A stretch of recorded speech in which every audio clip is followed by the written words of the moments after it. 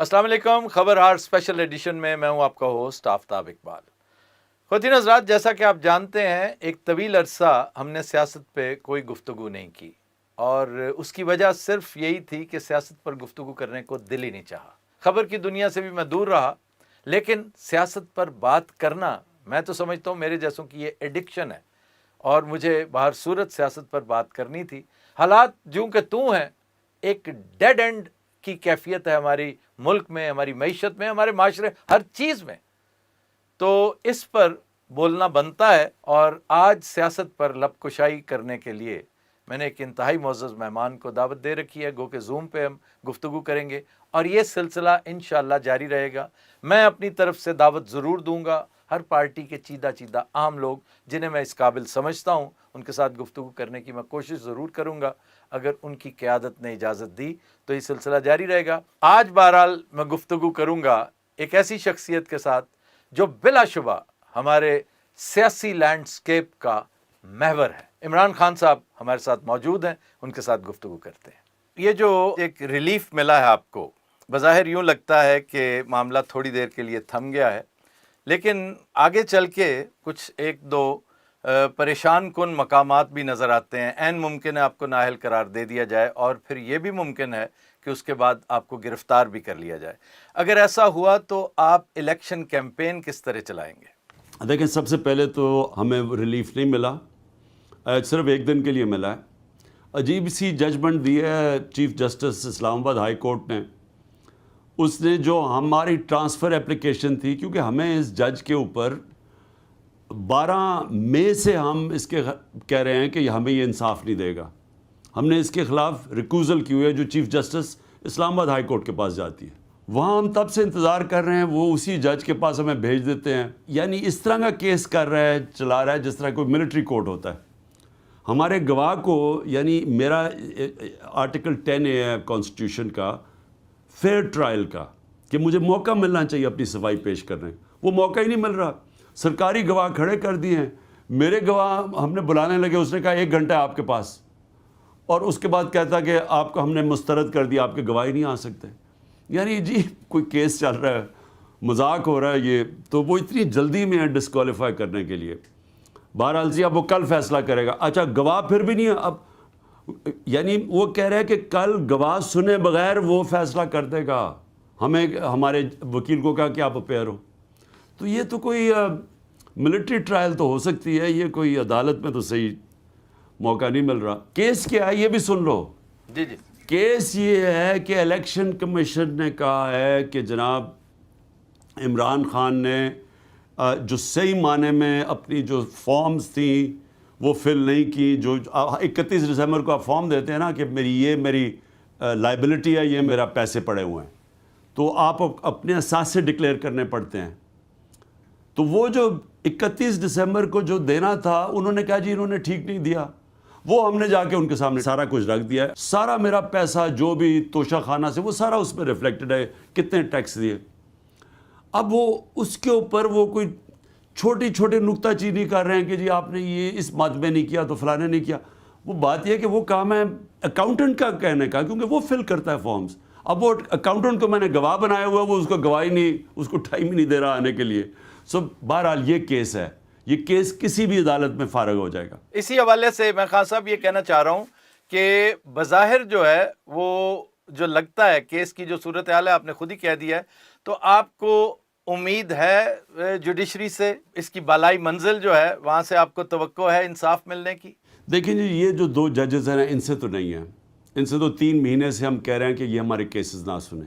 ये राइट होता है, ये मेरा हक है। मैं कह सकता हूँ कि जी मुझे इस जज से ये वजूहात से उम्मीद नहीं है, तो आप मेरा केस ना सुने। तो जो इस्लामाबाद के चीफ जस्टिस है उनके ऊपर भी हम कह बैठे हैं कि आप हमारे केस ना सुने, वो फिर भी हमारे केस सुन लेते हैं। हमने उसके अब दरख्वास्त इस जज की उसके पास ही जाती है, Islamabad high court chief justice के पास। उसको हमने कहा हुआ है कि ये जो जज दिलावर है ये हमारे केस ना सुने, वो भी नहीं सुन। तो वो हम इन दोनों के बीच में फंसे हुए हैं, तो इनसे तो उम्मीद नहीं है। लेकिन कई ऐसे इस प्रेशर के, क्योंकि जजेस पे बहुत प्रेशर है, उसके बावजूद कई ज़बरदस्त 2 जजेस तो कमाल निकले हैं। پورا پریشر برداشت کیا انہوں نے. تو ہیں یعنی جوڈیشری میں وہ لوگ بیٹھے ہوئے ہیں جو اس مشکل وقت میں انصاف بھی دے رہے ہیں, اور بدقسمتی سے وہ لوگ ہیں جو بالکل اس وقت جو ہمارے فنڈامنٹل رائٹس ہیں ان کی حفاظت نہیں کر رہے, جو جوڈیشری کا کام ہے. یعنی آپ کو اب بھی انصاف کی رمق اور امید کی کرن نظر آتی ہے, اور وہ آتی جوڈیشری سے ہی ہے. ظاہر ہے اسٹیبلشمنٹ میں اور تو کسی کے ساتھ آپ نے بنا کے کوئی رکھی نہیں ہوئی کہ اور کس سے آپ امید لگا سکتے ہیں. دیکھیں آفتاب, پہلے تو یہ چیز یاد رکھیں کہ میری کوئی ذاتی کسی سے بنانی یا نہ بنانی کا ایشو نہیں ہے. یہ ایشو بہت بڑا حصہ ہے, یہ پاکستان کا ایشو ہے, ہمارے مستقبل کا ایشو ہے. 14 مہینے سے جب سے ہمیں نکالا, 15 مہینے سے میں بار بار کہہ رہا ہوں کہ میں ہر کسی سے بات کرنے کے لیے تیار ہوں, اپنے ملک کے لیے, کیونکہ میری ذات کی تو ہے نہیں. دیکھیں جوڈیشری سے ابھی بھی ہمیں امید ہے, کیونکہ ابھی بھی ایسے ججز بیٹھے ہیں جو کھڑے ہوئے ہیں, جو کوشش کر رہے ہیں مشکل وقت میں انصاف دینے کے لیے. تو ہم نے تو ان کے پاس جانا ہے. لیکن آپ کا یہ سوال ہے کہ کیا یہ مجھے جیل یا ڈسکوالیفیکیشن سے بچا سکیں گے؟ کہہ نہیں سکتا. میں تو مینٹلی پریپیئر ہوں کہ دونوں کریں گے, جیل میں بھی ڈال دیں گے, ڈسکوالیفائی بھی کریں گے. میں ذہنی طور پہ تو تیار ہوں اس کے لیے, لیکن بہرحال آخری گیند تک مقابلہ تو کرتا رہوں گا. نہیں, اعصاب کی لڑائی میں تو اب تک آپ نے پروو کیا ہے کہ آپ واقعی سٹیل نروز جو آپ کے کہے جاتے تھے وہ ویسے کے ویسے ہیں. دیکھیں یہ سوال میرا چوتھا پانچواں تھا, چھٹا تھا غالباً, لیکن آپ نے اس کو خود موقع دے دیا تو مجھے پوچھنا پڑ رہا ہے. آپ کہہ رہے ہیں نا کہ میں نے تو ہر ایک سے بات کرنا چاہی پاکستان کی خاطر, کیونکہ پاکستان فوقیت ہے, اولین ہے. چند دن پہلے میں چونکہ ملک سے باہر ہوں اور میں اس قدر باریک بینی سے چیزیں نہ دیکھ پا رہا ہوں, نہ میری ایکسیس ہے خبر کی دنیا تک, لیکن مجھے محسوس ہوا کہ آرمی چیف نے معیشت کی بحالی بارے بات کرتے ہوئے تمام سٹیک ہولڈرز کو یکجا ہونے کی ترغیب دی تھی. نہ جانے کیوں مجھے لگا کہ ان کا مخاطب آپ تھے, کیونکہ باقی سارے کے سارے سٹیک ہولڈرز ان کے ساتھ کیا بلکہ ان کے پیچھے ہیں, پیچھے. تو اس میں کوئی خیر سگالی کا عکس نہیں نظر آیا آپ کو؟ کوئی گڈ ول نظر نہیں آئی آپ کو؟ آفتاب, پہلے تو ایک چیز کہہ دوں کہ میں کیوں اس سارے پریشر میں مطمئن ہوں, کیونکہ مجھے پتہ ہے میں نے کوئی غلط کام کیا ہی نہیں ہے. نہ مجھے پتہ ہے میں نے یہ توشہ خانہ یا یہ جو القادر یعنی جو میرے اوپر یہ کیسز ڈال رہے ہیں, یا جو میرے اوپر 9 مئی کے کیس ڈال رہے ہیں, مجھے پتہ ہے میں نے کوئی غلط کام نہیں کیا. میں ساری زندگی قانون کے اوپر چڑھا ہوں, اور میری قوم مجھے 50 سال سے جانتی ہے. دیکھیں آپ نے یہ جو بات کی نا اس چیز کی کہ آگے وے فارورڈ کیا ہے, مجھے یہ سمجھ نہیں آ رہی کہ کیا اکانومی اس ملک کی کبھی کھڑی ہو سکتی ہے کہ یہ کہیں کہ ہم سارے اکٹھے ہو کے کام کریں. کبھی اس طرح بھی اکانومی ٹھیک ہوتی ہے؟ دنیا میں ذرا پہلے دیکھ لیں کہ جو اکانومی جن دنیا میں اوپر گئی ہے تو ان ملکوں نے کون سا راستہ لیا ہے. سب سے مثال سنگاپور کی ہے. سنگاپور ہمارے ساتھ ہی تھا آج سے کوئی 55-60 سال پہلے. آج ہماری پر کیپٹا انکم $1500 ہے. سنگاپور کی پر کیپٹا انکم $55,000 ہے. تو انہوں نے کیا کیا؟ انہوں نے ملک میں قانون کی حکمرانی قائم کی. اپنی مثال سے ان کے پرائم منسٹر نے کہا کہ کوئی قانون کے اوپر نہیں ہے, لیول پلینگ فیلڈ دی, ایک ایسا سسٹم بنایا انصاف کا جس پہ لوگوں کو اعتماد ہو گیا کہ یہاں سنگاپور میں ہم اگر انویسٹمنٹ کریں گے, اپنی سرمایہ کاری لے کے آئیں گے, تو ہمارا یہاں انصاف کا نظام ہماری انویسٹمنٹ کو تحفظ دے گا. تو سنگاپور دیکھتے دیکھتے ہماری نظروں کے سامنے وہ کدھر سے کدھر پہنچ گیا, کیونکہ اس کے پیچھے لوگوں کو اس کے انصاف کے نظام کے اوپر اعتماد تھا, سرمایہ کاروں کو, پبلک جی کو. ٹھیک کہہ رہے ہیں خان صاحب, یہ باتیں 100% درست ہیں. آپ نے بڑی دفعہ یہ باتیں کی ہیں اور ان میں ایک رتی بھر بھی کوئی مبالغہ نہیں. آپ ٹھیک فرما رہے ہیں. بات صرف یہ ہے کہ جو میں نے ٹو دا پوائنٹ بات کی ہے کہ جیسے آرمی چیف نے تمام سٹیک ہولڈرز کی بات کی, تو جس قدر خوش مزاج آپ ہیں, میں بڑا حیران ہوتا ہوں کہ یہ بھی اپیرنٹلی تو لگتا ہے کہ آپ کی اسٹریٹجی کا ایک حصہ ہے کہ آپ کی اسمائل اور زیادہ براڈ ہوتی جا رہی ہے. شاید اس لیے کہ آپ سڑک کی دوسری طرف کھڑے ہو کر انہیں یہ بتا رہے ہیں کہ تم نے کیا کیا ہے ان دوسروں کو ساتھ ملا کر. لیکن کیا ہی اچھا ہوتا کہ آپ اس پہ تھوڑی سی کوئی اسمائلی فیس کے ساتھ آرمی چیف کو براہ راست بتاتے کہ بھئی یہ چیزیں کرو گے تو معاملات ٹھیک ہوں گے. الیکشن چلو بیک برنر پر بظاہر یہ لگ رہا ہے کہ الیکشن مجھے تو ہوتا فوراً نظر نہیں آتا, لیکن معیشت کی بحالی میں خان صاحب آپ آج بھی بہت وائٹل رول پلے کر سکتے ہیں. آپ اگر والنٹیرلی کہیں کہ میں معیشت کی بحالی کی پہلی اینٹ رکھنے کو تیار ہوں پاکستان کی خاطر, تو اس میں کیا حرج کیا تھا؟ دیکھیں, جس کا جینا مرنا پاکستان میں ہے وہ تو کوئی باہر نہیں جانا چاہتا, وہ تو چھٹیاں لندن نہیں گزارنا چاہتا, جس کی اتنی واقفیت دوستیاں ہیں, جس کی کوئی باہر پراپرٹیز نہیں ہیں, بینک بیلنس نہیں ہے, تو اس کو تو زیادہ فکر ہوگی نا اپنے ملک کی کہ ہمارا ملک جو نیچے جا رہا ہے. 14 مہینے میں جو معیشت ہماری نیچے کریش کر گئی ہے, آج بے روزگاری دیکھیں, آج حالات دیکھیں پاکستان کے, امید چلی گئی ہے, 1200 لوگ پروفیشنل ملک چھوڑ کے چلے گئے ہیں, تو اس کو تو فکر ہوگی نا زیادہ, کیونکہ میں نے تو اس ملک سے باہر نہیں جانا, یا میرے تو پیسے باہر ڈالرز میں بڑے بڑے اور پاؤنڈوں میں پڑے ہوں تو مجھے فرق ہی نہ پڑے کہ ہمارا روپیہ جب گر رہا ہے تیزی سے یا مہنگائی بڑھ رہی ہے, مجھے فرق ہی نہیں پڑتا جس طرح ان کو نہیں پڑتا. دیکھیں, میں پھر سے آپ کو کہہ رہا ہوں, وہ ملک ترقی نہیں کر سکتا جس ملک کے اندر جنگل کا قانون ہو. آج مجھے دنیا کی مثال بتا دیں کوئی ایسا ملک جدھر نہ عدلیہ کے فیصلے مانے جائیں, لوگوں کے گھروں میں گھس کے توڑ کے لوگوں کو اغوا کیا جائے, ان کے گھروں کو ڈاکے مارے جائے, اپنی ایجنسیز اور اپنی پولیس یہ کرے. مجھے یہ بتائیں کہ کوئی ملک, اسے پولیس اسٹیٹ کہتے ہیں, یہ سوویت یونین میں ہوتا تھا جب اسٹالن تھا. جب ایک ملک کے اندر ایک ڈنڈے کا قانون آ جاتا ہے نا, انصاف ختم ہو جاتا ہے, تب وہ پھر ڈنڈے کے ذریعے جانوروں کی طرح لوگوں کو کنٹرول کرتے ہیں, اس کا کوئی مستقبل نہیں ہوتا.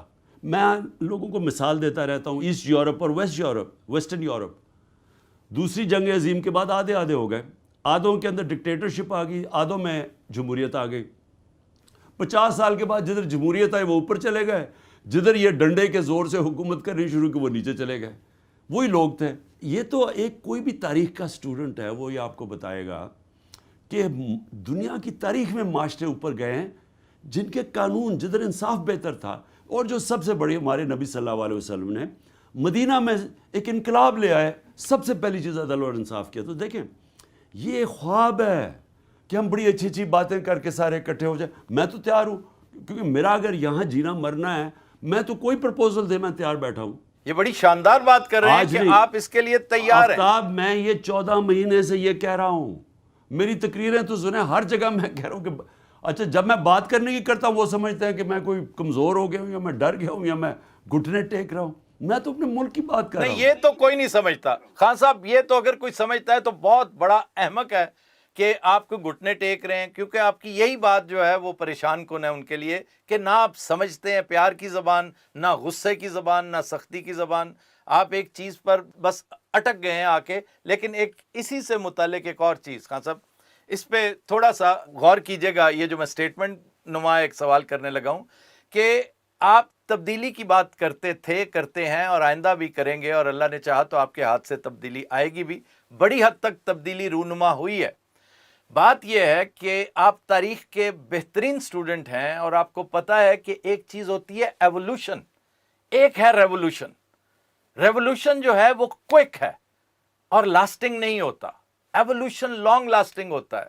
9 مئی کا واقعہ میں سمجھتا ہوں, کیونکہ میرے آنکھوں دیکھا واقعہ ہے, میں تو اس وقت جو گراؤنڈ زیرو ہے وہاں پر موجود تھا, رپورٹنگ کر رہا تھا, اور اس رپورٹنگ کی بھی میں نے بڑی کڑی سزا جو ہے بھگتی ہے. حالانکہ میں اس سزا کو یقین کیجئے اپنے لیے ایک میڈل سمجھتا ہوں کہ ایک صحافی ہونے کے ناطے میرے وہ جو فیتا ہوتا ہے نا اس میں اضافہ ہوا ہے, میرے میڈلز میں اضافہ ہوا ہے.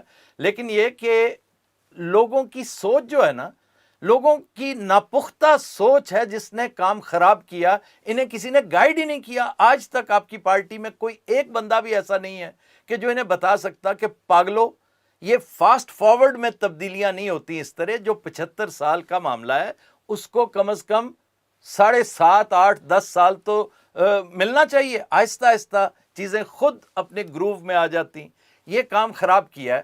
آج بھی اگر آپ محسوس کریں اس پہ, آج بھی اگر اس پر عمل پیرا ہی ہو جائیں کہ آپ جو تبدیلی چاہتے ہیں نا خان صاحب, آپ انصاف کا بول بالا چاہتے ہیں, آپ سوشل جسٹس چاہتے ہیں, آپ ہر ادارے کو کٹ ٹو سائز کرنا چاہتے ہیں بشمول سیاسی، لیکن یہ ایک دن میں نہیں ہونے والا، یہ ایک سال میں ہونے والا نہیں ہے. آپ یہ کیوں نہیں اڈاپٹ کر لیتے ایک پالیسی کے طور پر کہ اس کو ہم اگلے فیز پہ ڈالتے ہیں؟ یہ اگلے 10 سال میں انشاءاللہ اٹ ول بیئر فروٹ. کبھی آپ نے اس پہ غور کیا؟ دیکھیں آفتاب، ایک ایک چیز لے لیں. آپ نے 2-3 چیزیں کہہ دی ہیں بیچ میں. آپ یہ کہہ رہے ہیں کہ ملک ایوولوشن سے آگے بڑھتے ہیں یا ریولوشن سے. مجھے یہ بتائیں کہ ہماری 70 سال سے ایوولوشن نہیں ہو رہی. ملٹری ڈکٹیٹرشپ، پھر گورنمنٹ، پھر جمہوریت آتی تھی، پھر ڈکٹیٹرشپ، پھر جمہوریت. تو ہم آخری 20 سال میں کیا ہوا ہے؟ آخری 20 سال میں ایوولوشن وہ آگے بڑھتی گئی. ہمارا میڈیا آزاد ہو گیا. اس سے پہلے تو میڈیا آزاد ہی نہیں تھا. پہلے تو صرف پی ٹی وی چلتا تھا. وہ یہ ساری چینلز آ گئیں، اخبار آ گئے، شعور پیدا ہو گیا، پھر سوشل میڈیا آ گیا. تو یہ ایوالو کر رہا ہے سسٹم، آگے بڑھتا جا رہا ہے. یہ اب کیا کر رہے ہیں ہم، اور یہ میں اس لیے بول رہا ہوں کہ یہ میں کوئی اقتدار کے لیے نہیں بات کر رہا. ایک وہ پاکستانی جو ساری دنیا کو دیکھ چکا ہے، ان کے سسٹمز دیکھ چکا ہے، اور وہ اپنے ملک کا اب دیکھ رہا ہے کہ بجائے آگے جانے کے ہم نے ریورس گیئر لگا لیا. آپ ایوولوشن کی نہیں بات کر رہے، آپ تو پیچھے جانے کی اب بات کر رہے ہیں.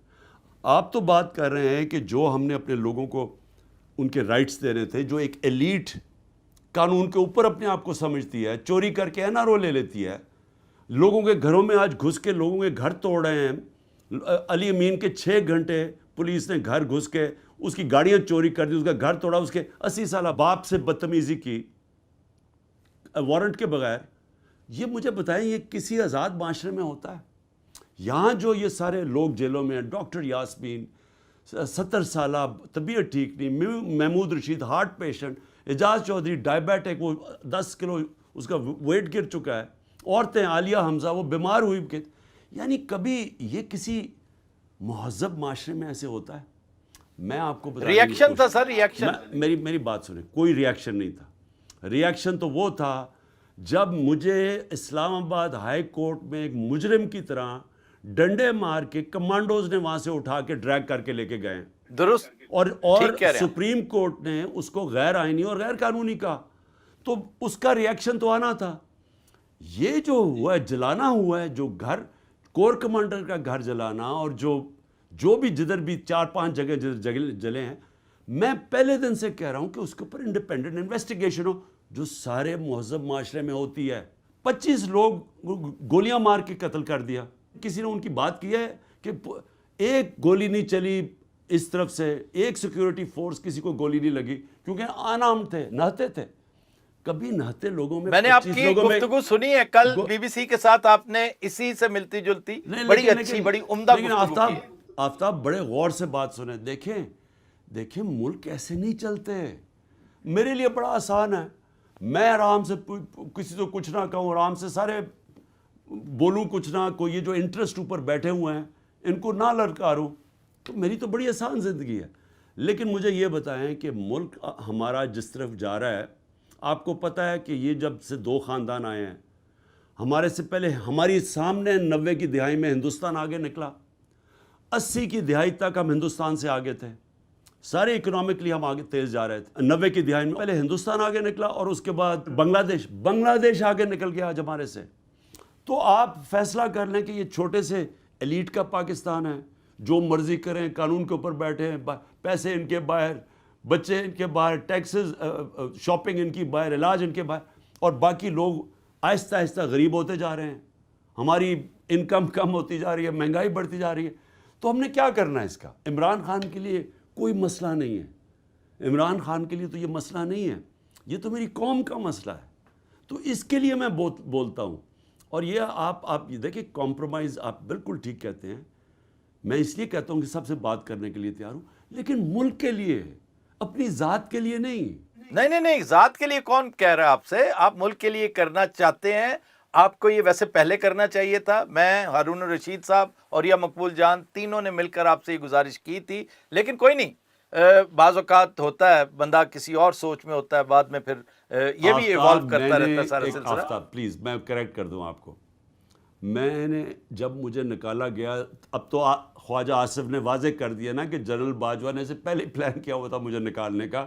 وہ اگر کورونا کووڈ 19 نہ آتی تو پہلے ہی فارغ کر گیا تھا. تو اب تو واضح ہو گیا. اس کے باوجود جب میں باہر بھی تھا، جب مجھے نکال دیا گیا، میں جنرل باجوہ سے میٹنگ کی 2 دفعہ اپنے ملک کی خاطر کہ ملک کو بچا لو، صاف اور شفاف الیکشن کروا دو. تب ہماری اکانومی ابھی ادھر تک نہیں پہنچی تھی جدھر آج پہنچ گئی ہے. اچھا، آپ نے ابھی بات کی کہ میں بڑی آسانی سے بیٹھا رہوں، انہیں نہ للکاروں. تو خان صاحب، للکارے بغیر بھی تو کام ہو سکتے ہیں. مطلب للکارنے کی ضرورت ہی کیوں پیش آئے؟ معیشت اس وقت ایک کی نوٹ ہے، آپ معیشت کو ٹھیک کر سکتے ہیں. میرا تو ایک مبصر کی حیثیت سے، آپ کے دوست کی حیثیت سے میں بات نہیں کر رہا. آپ کا چاہنے والا ہونا یہ ایک الگ بات ہے. وہ میرے صحافتی معاملات میں بعض اوقات یہ روڑے بھی اٹکاتا ہے میرا آپ کے ساتھ ایک تعلق جو ہے. لیکن یہ میں آپ کی رسپیکٹ اتنی کرتا ہوں، اور اسی بنا پر میں کہہ رہا ہوں کہ آپ کا فرض بھی زیادہ بنتا ہے، کیونکہ اس وقت اللہ تعالیٰ نے سب سے زیادہ عطا بھی آپ ہی کو کر رکھا ہے.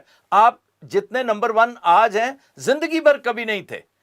تو لیڈ لیں. گھر میں بیٹھے بیٹھے اکانومی ٹھیک کرنے کا ایک منصوبہ جو ہے نا، 5-7 بندے بلا آپ کے پاس تو اب بھی بڑے شاندار، بلکہ جتنا گند تھا آپ کا، وہ آپ کے اوپر یہ ایک اور مہربانی انہوں نے کی کہ وہ سارا فاسد مادہ آپ کے اندر سے نکال کے باہر پھینک دیا. ان کی طرف تو دیکھنے کو دل نہیں چاہتا تھا، آپ کی وجہ سے ہم انہیں برداشت کرتے تھے. شکر الحمدللہ وہ یہ اس سوال کی طرف میں بعد میں آتا ہوں. آپ کی مردم ناشناسی کے حوالے سے میرا دل چاہتا ہے کہ میں ایک ایک کا نام لے لے کر آپ سے پوچھوں، اور آپ کو چھبیاں دے دے کے آپ کو پوچھوں کہ آپ کو منع کرتے تھے. ہم آپ سے کہتے تھے کہ ان لوگوں کو مت لائیں، انہیں اگر آپ لے بھی آئے ہیں تو انہیں فارغ کریں. لیکن بہرحال ان سب کو اللہ تعالیٰ نے آپ سے الگ کر دیا، ایک سسٹم کے تحت کیا. لیکن اب بھی آپ ایک پیرالل، جیسے ایک شیڈو کیبنٹ ہوتی ہے، آپ ایک شیڈو اکانومی چلا سکتے ہیں. اگر آپ کے پاس کوئی کلیہ، کوئی راز، کوئی فارمولہ نہیں ہے تو مجھ جیسے عاجز مسکین سے کہیں، ہم 4-5 چیزیں آپ کو ایک دن میں بتا دیتے ہیں کہ آپ اگلے 4-5 روز ایک بہترین ایکسرسائز گھر بیٹھے کر سکتے ہیں. مقدمے چلتے رہنے دیں، سیاست ہوتی رہنے دیں. للکارنے سے پرہیز کریں، کیونکہ للکار نے آپ کو کچھ نہیں دیا، نہ آپ کو کچھ دیا، نہ ملک کو کچھ دیا، بلکہ ملک بہت پیچھے چلا گیا. یہ کہہ دینا بہت آسان ہے کہ جی ہم نے ایکسپوز کر دیا سب. تو ایکسپوز وہ کرتے ہیں جو مخفی ہو، جو چھپا ہوا ہو. ہر چیز کا ہر ایک کو پتا تھا، آپ نے ویل کو دوبارہ انوینٹ کیا. اوکے، اب پہلی بات تو یہ کہ مختصراً مجھے بتائیے کہ جہاں حالات پہنچ گئے ہیں، آپ کے حریف تو کہتے ہیں کہ پہنچانے میں سب سے بڑا رول آپ کا ہے. میں ایگری نہیں کرتا. کل جو میں دیکھ رہا تھا، وہ صحافی بار بار آپ پر یہی چڑھائی کر رہا تھا، BBC کا تھا غالباً. وہ جہاں حالات پہنچ چکے ہیں، آپ کو امید ہے کہ آسانی سے واپس آ جائیں گے؟ مجھے یہ سمجھ ہی نہیں آئی کہ للکارنا ہے کیا. یہ کہنا کہ پاکستان آئین کے اوپر چلے اور قانون کے اوپر چلے، یہ للکارنا ہے. یہ کہنا کہ جب پنجاب گورنمنٹ اور KP گورنمنٹ ہم نے ڈیزالو کی تو 3 مہینے میں آئین کے مطابق الیکشن ہونا چاہیے تھا، اور الیکشن نہیں ہوا. اس حکومت نے آئین کے خلاف چلی گئی، آئین کو مسترد کر دیا. تو یہ للکارنا ہے.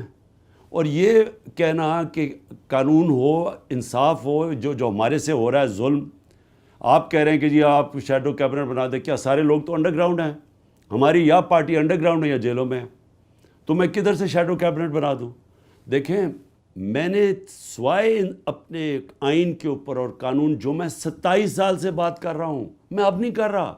یہ چیزیں میں 27 سال سے کہہ رہا ہوں. مجھے جیل میں ڈالا گیا جب میں آزاد عدلیہ کے لیے کھڑا ہوا، جو لائرز موومنٹ تھی، میں جیل میں گیا تھا تب. دیکھیں آفتاب، یہ پلیز ایک چیز سمجھیں، اچھے بن کے جی کہ آپ ساروں کو خوش کر دیں.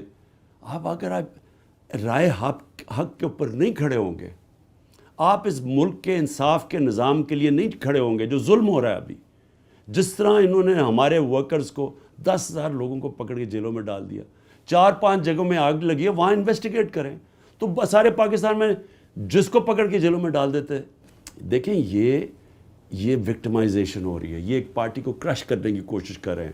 یہ اس ملک میں جمہوریت ختم ہو رہی ہے. یہ میری بات سمجھ جائیں کہ جب آپ عدلیہ کو کنٹرول کر لیں، میڈیا کو کنٹرول کر لیں، آپ ایک جو مین پولیٹیکل پارٹی ہے اس کے لوگوں کو جیل میں ڈال دیں تو جمہوریت تو ختم ہو گئی. جمہوریت ختم ہونے کا مطلب آزادی ختم ہو گئی.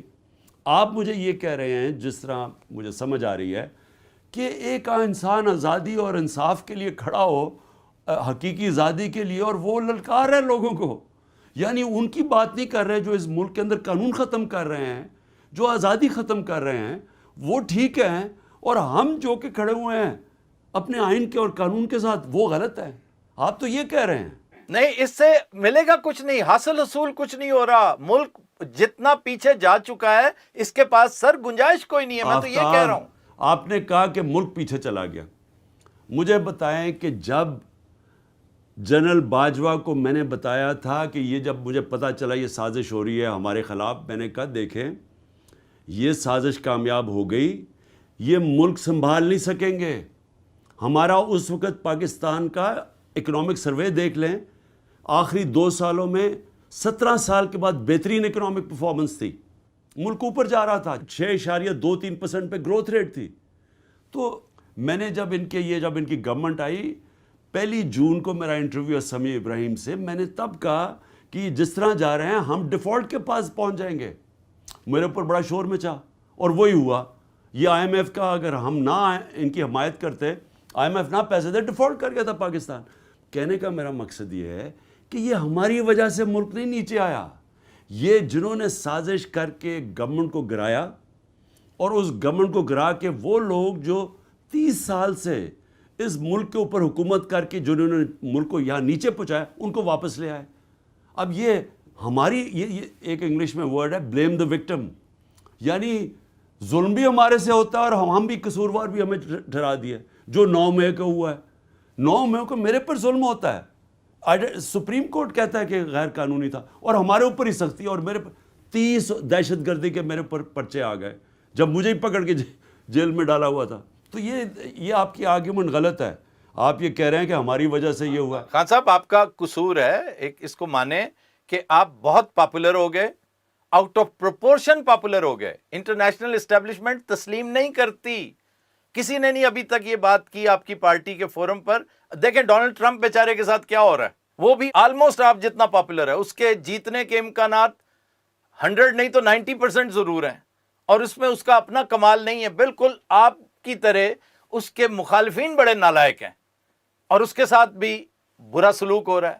آپ انتہائی پاپولر ہیں, آنکھیں بند کر کے الیکشن جیت سکتے ہیں, ہاتھ چھوڑ کے سائیکل چلا سکتے ہیں الیکشن کا, لیکن آپ کو آگے نہیں آنے دیا جا رہا.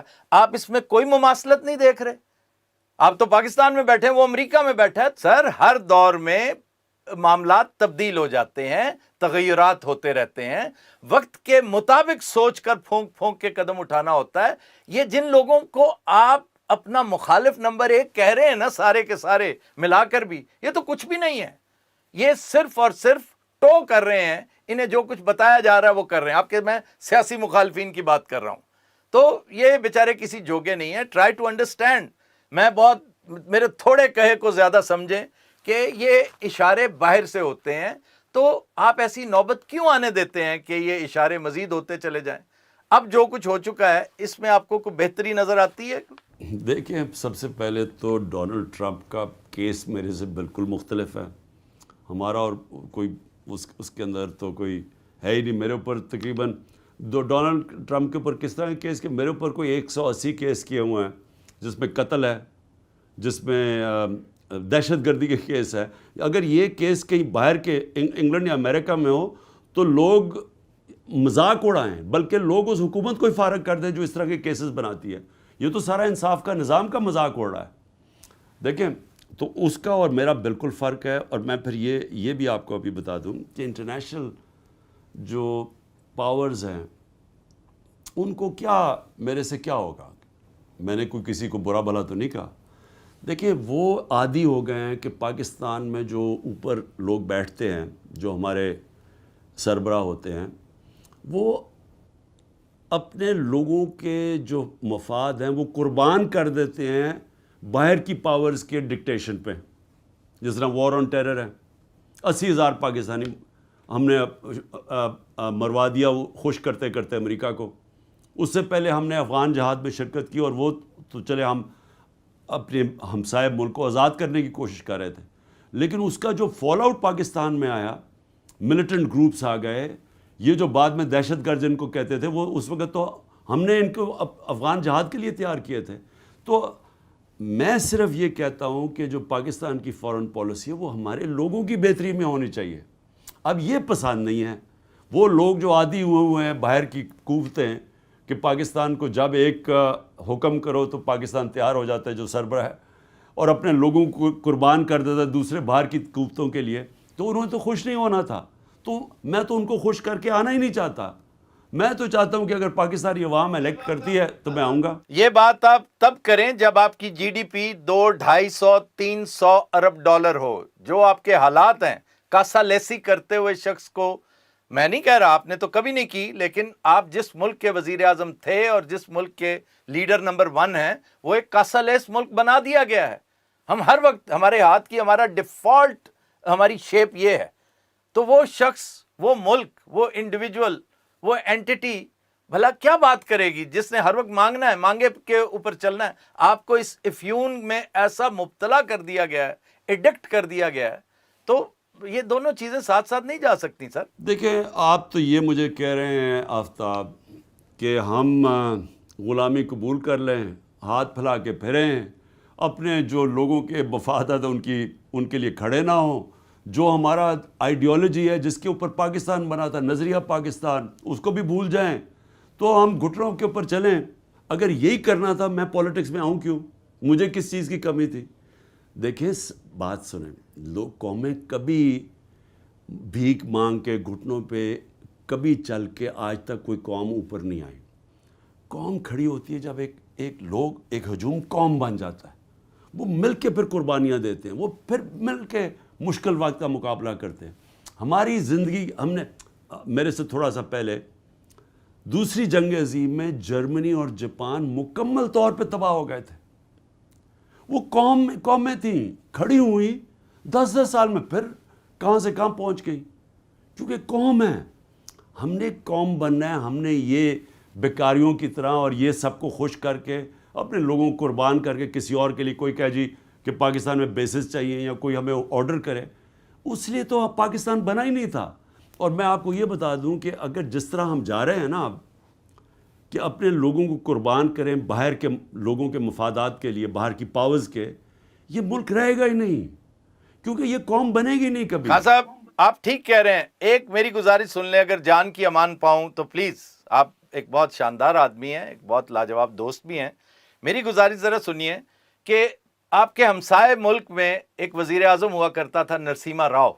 ایک بڑا اہم وزیر اعظم، میں سمجھتا ہوں کہ صحیح فادر آف دا نیشن اگر کوئی ہو سکتا ہے تو نرسیما راؤ تھا. اس نے کیا کیا کہ دن رات ایک کر کے اپنے ملک کو نجات دلائی IMF سے. آپ بھی ایک پاپولر لیڈر تھے.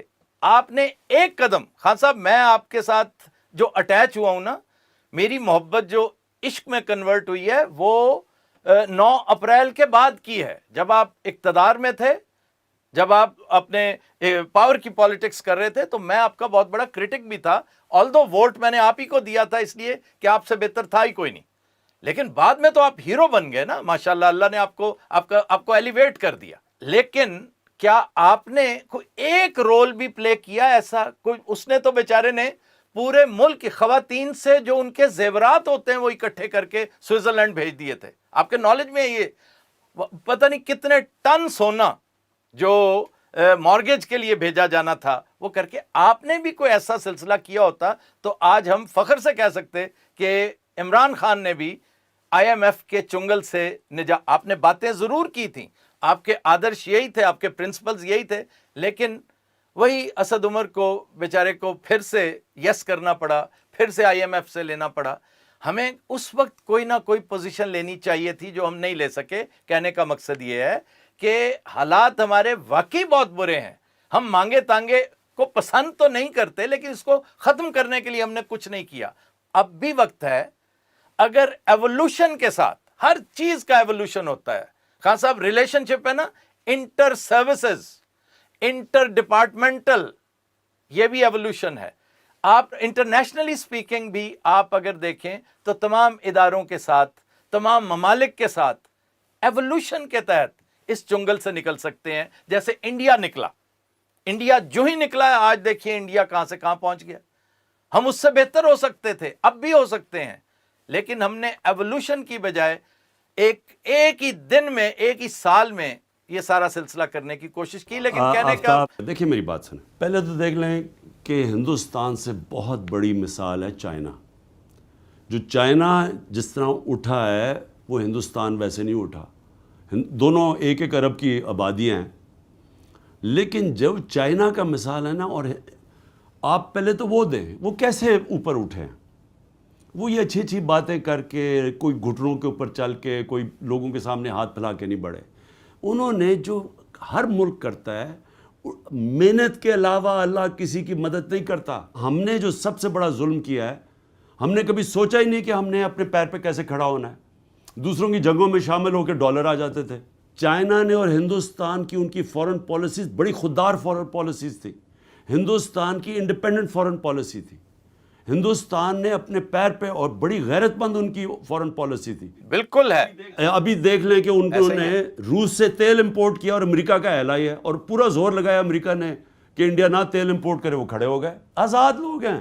اور آپ کو بیچا، پاکستان کو بیچا. سن لیں پہلے، وجہ اس کی یہ ہے کہ ہندوستان کے پاس 600 ارب ڈالر کے ریزروز پڑے ہوئے ہیں. ہندوستان کی جو ایکسپورٹس ہیں، انہوں نے محنت کر کے اپنی آمدنی بڑھائی پیر پہ کھڑے ہونے کے لیے. چائنا جو آگے بڑھا ہے، اس نے پورا توجہ دے کے اپنی ایکسپورٹس بڑھائی. سارے جو ایسٹ ایشین ٹائیگرز ہمارے سامنے جو اوپر گئے ہیں، سنگاپور، ملیشیا، انڈونیشیا، ساروں نے ایکسپورٹس بڑھائی. ہماری 3 گنا زیادہ امپورٹس ہیں ایکسپورٹ سے. اور یہ آپ کہہ رہے ہیں کہ میں 3.5 سال میں آ کے یہ حالانکہ ہم نے ریکارڈ ایکسپورٹس کی اپنے دور میں. اب ایکسپورٹس نیچے آ گئی ہیں. آمدنی ہم نے ڈالرز کی بڑھائی. دیکھیں آپ کے پاس شارٹ کٹ نہیں ہے. ہمیں آگے بڑھنے کے لیے اپنی ایکسپورٹس کے اوپر پورا زور لگانا پڑے گا، جو آج تک نہیں لگایا. اس سے بیچ میں ڈالرز کی انکم بڑھانی پڑے گی کہ کس طرح اس ملک کی آمدنی بڑھے گی. ایک گھر ہے، گھر تب اوپر خوشحال ہوگا اگر اس کی آمدنی زیادہ ہو، خرچے کم ہو. اگر گھر کے خرچے 3 گنا زیادہ ہو، آمدنی کم ہو، وہ گھر کتنی دیر چلے گا؟ قرض ہی لے گا نا. تو یہ ہمارا مسئلہ تھا. یہ 30 سال سے چل رہا تھا. تو ہم تو صرف 3.5 سال کے لیے آئے تھے، جس میں تب بھی بینکرپٹ ملک کو اٹھا کے record exports, record remittances, I T کے اوپر پہلی دفعہ زور لگایا. ان کی 70% ایکسپورٹس بڑھی. اپنے جو ہماری ٹیکس ریونیوز ریکارڈ کیے. ہم آمدنی تو بڑھا رہے تھے، خرچے اپنے کم کرنے کی کوشش کی، لیکن وہ ہم نے اتنی کامیابی سے نہیں کیے، لیکن آمدنی تو بڑھ رہی تھی. اب دیکھیں آپ کا جو آخر میں جواب دیتا ہوں، دیکھیں پاکستان کا حال اب کیا ہے. یہ میٹھی میٹھی باتوں میں حل نہیں ہے. اس کے اندر بڑا پاکستان کا مسئلہ ہے کہ ہمارے پاس 2 بہت بڑے خسارے ہیں، جس کو کرنٹ اکاؤنٹ ڈیفیسٹ کرتے ہیں. ڈالر کا خسارہ، یعنی امپورٹ زیادہ ہیں، ایکسپورٹس کم ہیں.